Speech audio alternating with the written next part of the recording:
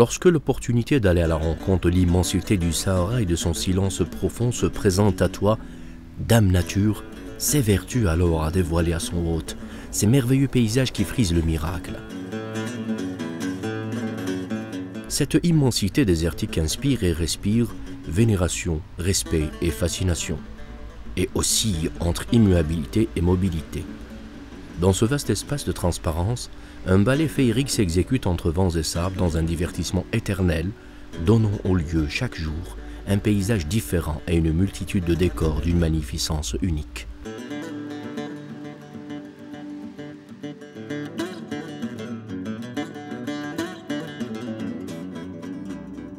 Sur les terres éparpillées qui accueillent Ouargla, les sables recèlent dans leurs tréfonds des légendes et événements historiques dont les pages de ce manuscrit lointain relatent quelques péripéties d'une ville ancienne et qui demeure encore celle-là même qui fut dénommée Sedrata.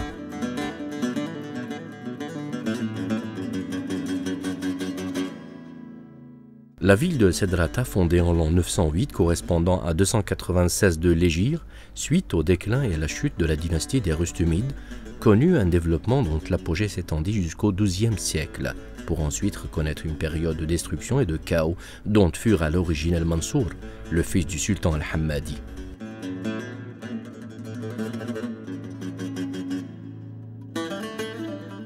En 1274, Yahya ben Ghania signa le déclin irréversible de cette ville séculaire. Quelques vestiges de ce qui fut cette ville émergent çà et là, mais la grande partie fut ensevelie et enterrée sous des tonnes de sable. Mais dans l'impossibilité de localiser l'emplacement du reste de la ville au vu de la topographie singulière de la région, quelques opérations de fouilles ne permirent malheureusement pas de mettre au jour l'essentiel de son urbanisme. Mais en attendant, cette ville historique se terre quelque part, emportant avec elle ses mystères et ses secrets. Le prestigieux musée de Ouargla, qui représente un monument national classé, abrite quelques reliques de l'antique Sedrata et la beauté de son architecture pérennisée grâce à différentes photos prises de la vieille ville avant sa disparition. Le musée communal de Ouargla, appelé aussi Sahraoui, créé en 1938, connaît une grande affluence de visiteurs qui apprennent à découvrir l'environnement sahraoui dans sa globalité. Au niveau des 4 niveaux qui composent ce musée, on découvre tous les aspects historiques, naturels et sociaux qui décrivent le Sahara. La première salle, dénommée salle Sedrata en référence à la multitude de reliques relatives à cette ville, abrite des pièces et outils en pierre, ainsi que la pierre taillée, datant de la période préhistorique et découverte dans la région sud-est. Cette période correspond à l'étape primaire des différentes époques qui se sont succédées dans la ville de Ouargla. Ces vestiges font de Ouargla l'une des plus anciennes villes du Grand Sud algérien. En effet, la découverte de gravures rupestres, de traces de matières minérales et de pointes de flèches dans les localités de Mellaha et Sidi Khouiled, ainsi que du silex taillé à Ouadrir, indiquent que cette région fut une zone habitée dans les temps très lointains. Cela fut confirmé notamment par le docteur Trécol et son équipe de chercheurs.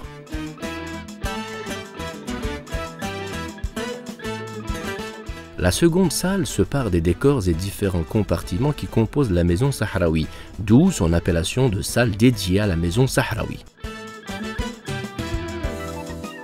Quant au troisième espace, la salle moyenne, il rassemble divers, différents et importants métiers traditionnels qui font la renommée de la région du sud-est algérien, dont la poterie, le tissage et la filature, le travail du cuir ainsi que la sparterie et la vannerie.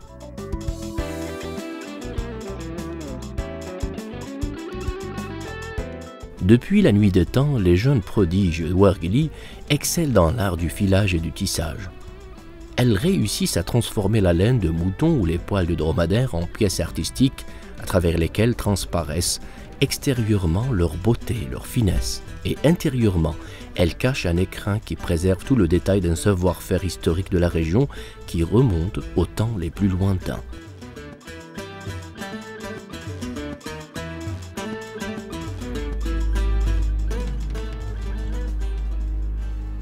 Une histoire qui s'exprime à chaque coin et recoin de la région et qui se décline dans un langage universel qui narre la légende de cette contrée mythique et son long voyage spatio-temporel. Même ces scènes figées par ces photographies qui ornent le musée dévoilent un pan du labyrinthe de l'histoire glorieuse de Ouargla.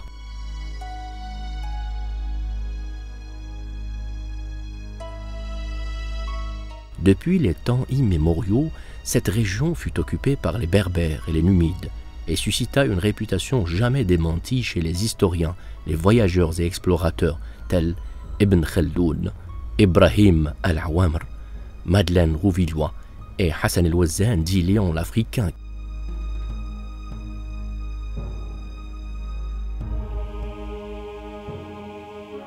Par ailleurs, Hassan el-Wazzan et Ibn Khaldoun rapportèrent que Ouargla fut gouverné par un chef qui porta le titre de roi et protégé par une garde constituée de milliers de cavaliers. Ouargla a connu à travers une succession de périodes historiques diverses dénominations, depuis Ouarkla à Ouarklan, en référence aux Beni Ouarkla, une tribu issue de la branche des Zenata, qui s'y était installée au IIIe siècle de l'Hégire, correspondant à la période qui connut la présence des Ibadites.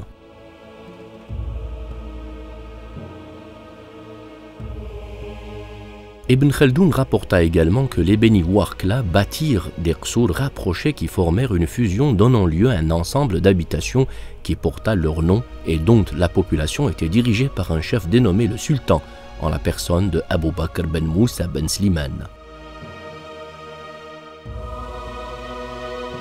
Quant à leurs origines, Abou Zakaria Yahya ibn Ali al-Warklani rapporta qu'al-Warjlani fut l'un de ceux versés dans la jurisprudence musulmane et historien durant la période des Ibadites dans le Maghreb musulman.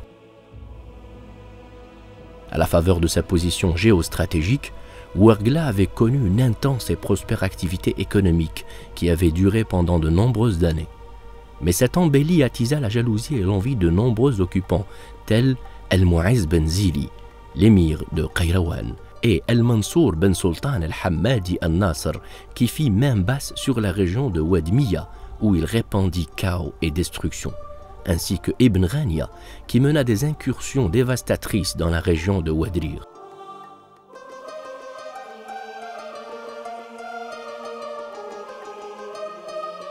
Après eux, ce fut au tour des Turcs, puis des Français. Ouargla dut livrer de nombreuses batailles et diriger des soulèvements populaires contre l'invasion colonialiste avant que les forces coloniales françaises n'imposent leur entière hégémonie sur cette région vers la fin de 1871 et les débuts de 1872. Mais avec le déclenchement de la Révolution de libération nationale en 1954, les régions de Ouargla et de Tougout, alors les villes les plus fortement urbanisées et présentant un fort taux démographique, constituèrent une base arrière pour les révolutionnaires, ainsi qu'un important et stratégique centre de transit pour les moudjahidines, l'armement et le ravitaillement. Aujourd'hui, derrière les éternelles dunes de sable, Ouargla savoure le repos du guerrier après une longue épopée historique. Elle semble devenir une ville de légende, façonnée par un incessant bal de sable, ou alors le résultat d'une intervention divine pour parfaire un exceptionnel décor naturel.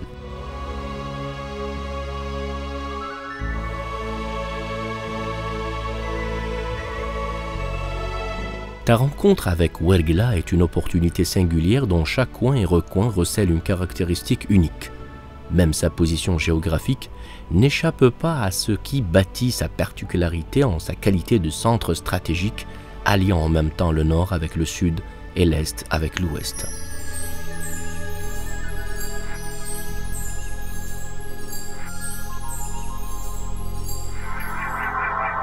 La wilaya de Ouargla occupe la partie sud-est de l'Algérie à près de 843 km de la capitale Alger et s'étend sur une superficie de près de 163 230 km². Elle est limitée au nord par les wilayas de Djelfa et El Oued, à l'ouest par la wilaya de Gardaya, au sud par les wilayas de Tamanrasset et d'Ilizi et à l'est par la République tunisienne.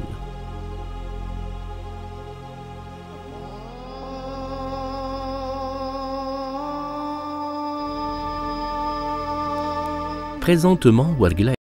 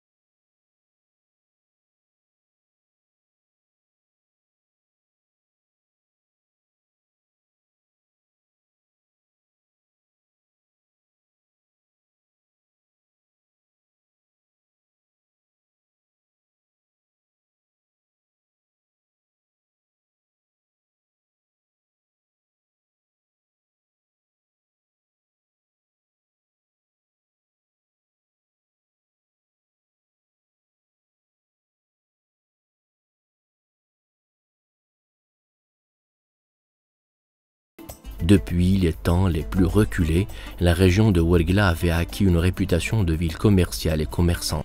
De nombreux historiens et géographes évoquèrent cette notoriété, parmi eux le géographe arabe Al-Hassan ben Mohammed el-Wazzan, dit Léon l'Africain. Elle fut la destination préférée des commerçants étrangers.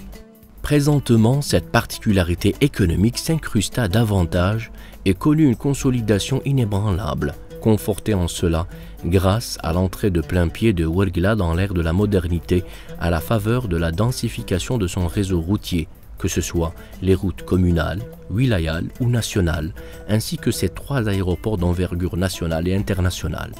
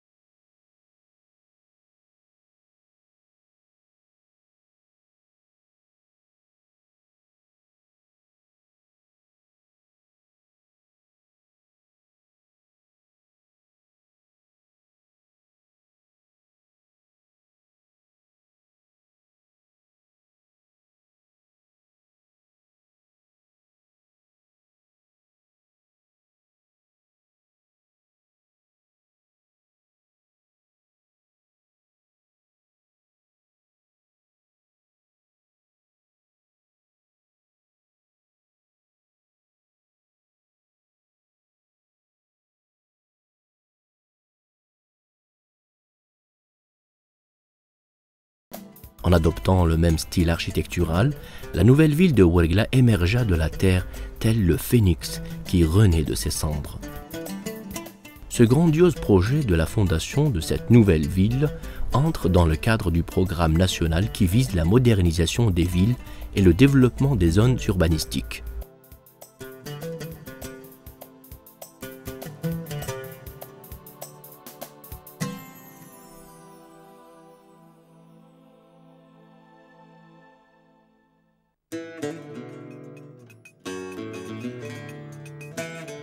Un parcours nous mène de la ville de Ouargla vers ce qui représente son cœur ou même le noyau de Ouargla, en l'occurrence la Kasbah. un réseau urbanistique le plus ancien de Ouargla et en même temps l'héritage civilisationnel le plus réservé. Au début de l'histoire de cette ville, des rassemblements de population se composaient ça et là. Puis, au fur et à mesure que les habitations se rapprochaient et se densifiaient pour constituer des qsour, commençait alors à prendre forme la Kasbah.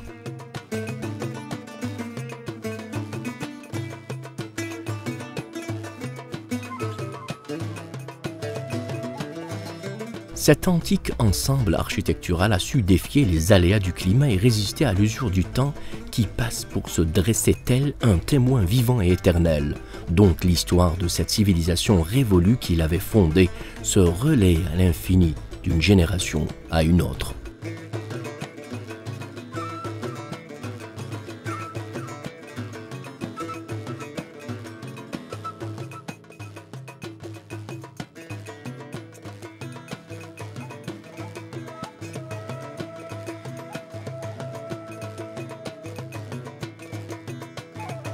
Ces murs surélevés communiquent avec l'extérieur par des portes principales qui s'ouvrent depuis l'aube et que l'on referme à la tombée de la nuit. Chaque porte est dénommée sur la base du nom du chef de la tribu ou d'un signe distinctif propre à cette même tribu qui occupe l'Oqsar, ou alors en référence au fondateur tel Bab Ammar Lalla Mansoura chez la tribu des Beni Ibrahim, Bab Rabia chez les Beni Wakin, Bab Sultan Boushaq, Bab Ahmid chez les Beni Sissine.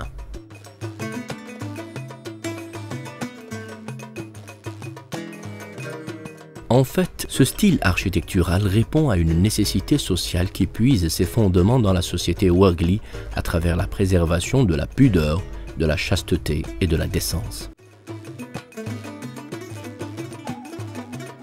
Le caractère urbanistique ne constitue pas à lui seul la spécificité de l'ancienneté et de l'authenticité de ces lieux. Même l'homme représente un symbole. En effet, la population de Ouargla est une valeur ajoutée qui rehausse cette même authenticité que l'on perçoit à travers de merveilleuses images dont la rareté dans les temps présents accentue la magie et l'attrait qui en émane, et ce d'autant plus que se mettent en valeur les traits particuliers de candeur et de pureté.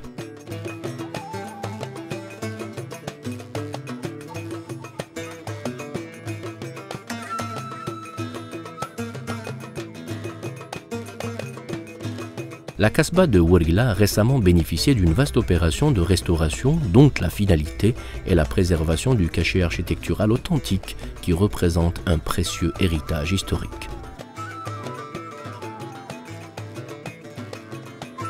Les mosquées représentent à Ouargla la forme urbanistique la plus répandue et la plus résistante. Quel que soit l'endroit, elles se dressent inlassablement jusqu'à caresser les cieux de leurs hauts minarets. Parmi les mosquées les plus réputées, l'antique mosquée ibadite, un joyau architectural d'une rare élégance qui a su apprivoiser l'usure du temps. De nombreuses versions s'affrontèrent concernant l'âge de la fondation de cette mosquée. Cependant, tous s'accordent sur le fait que sa construction remonte à l'époque des Ibadites au sein même du Qsar de Ouargla. Ce qui caractérise principalement cette mosquée, ce sont ses épaisses colonnes, un ancien style architectural s'inspirant du modèle arabo-musulman.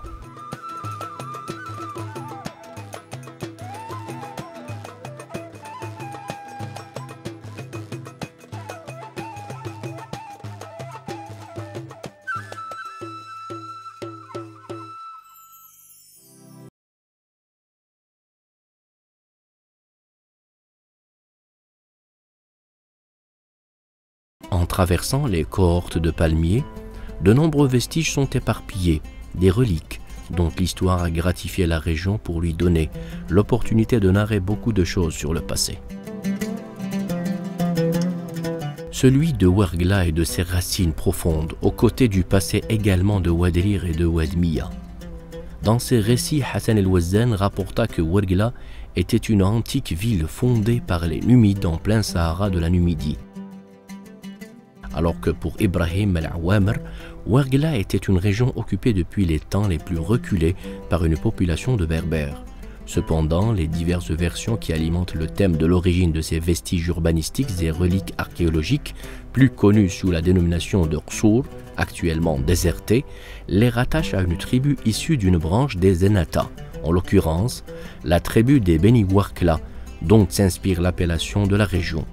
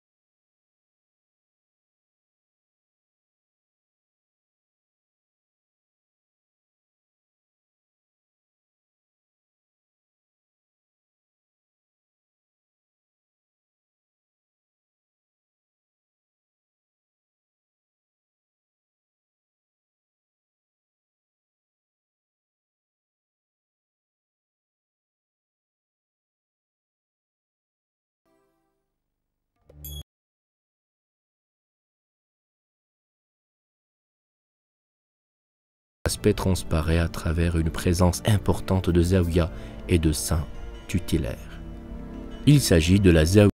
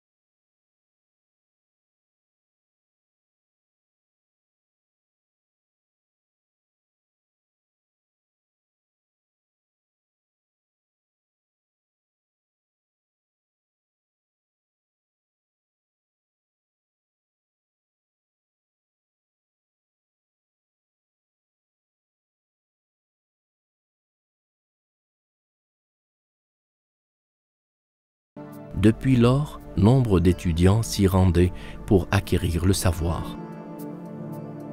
Par ailleurs, ces lieux saints connaissent une affluence massive de visiteurs venant des quatre coins de la wilaya et même des étrangers, notamment lors des festivités et événements religieux qu'organise cette zaouia.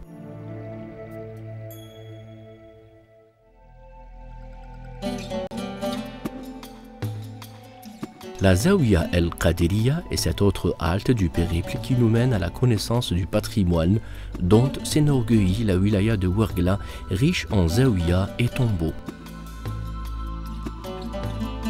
La Zaouia el-Qadiriya fut fondée en 1868 par le cheikh Hassani Mohammed Tayyib ben Brahim ben Ahmed Sherif. Outre son rôle de prodiguer le savoir et les sciences de la religion, la Zaouia el-Qadiriya constitua également, durant l'occupation française, l'un des relais forts de la résistance populaire dans le secteur du sud-est algérien sous la direction de Sherif Mohammed ben Abdallah. Sa notoriété n'a de cesse de croître au sein des étudiants et de ceux qui la fréquentent, et dont le nombre connaît une nette progression d'année en année, à telle enseigne que pour satisfaire tout ce flux de nouveaux adhérents, il devint nécessaire d'ouvrir des annexes un peu partout sur le territoire de la wilaya.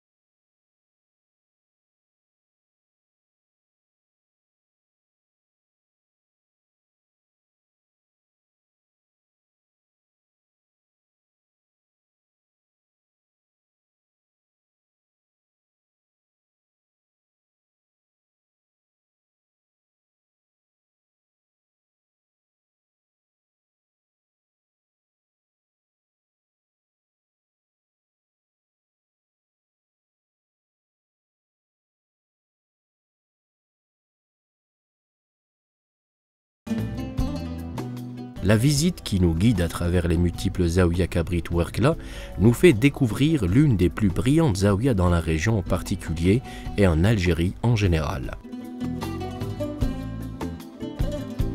Il s'agit en l'occurrence de la Zaouia el-Tijaniya, que les spécialistes en la matière classent comme étant la plus grande zaouia de la confrérie Tijaniya à l'échelle internationale, et ce, au vu du rôle majeur qu'elle joue à travers les aspects spirituels, religieux, culturels et civilisationnels.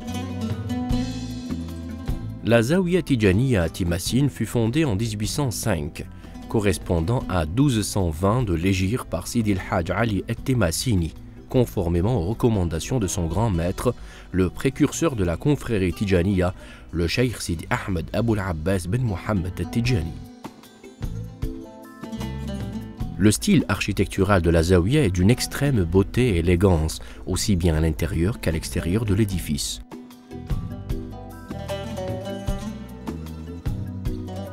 Les multiples angles intérieurs sont tels des tableaux fascinants par une diversité de créativité offrant différents modèles et formes d'inspiration arabo-musulmane, riches en ornements et décorations. Chaque coin et recoin dévoile un sens artistique de créativité, d'originalité et d'inventivité qui exerce un charme exceptionnel pour figer l'admiration et l'émerveillement du visiteur.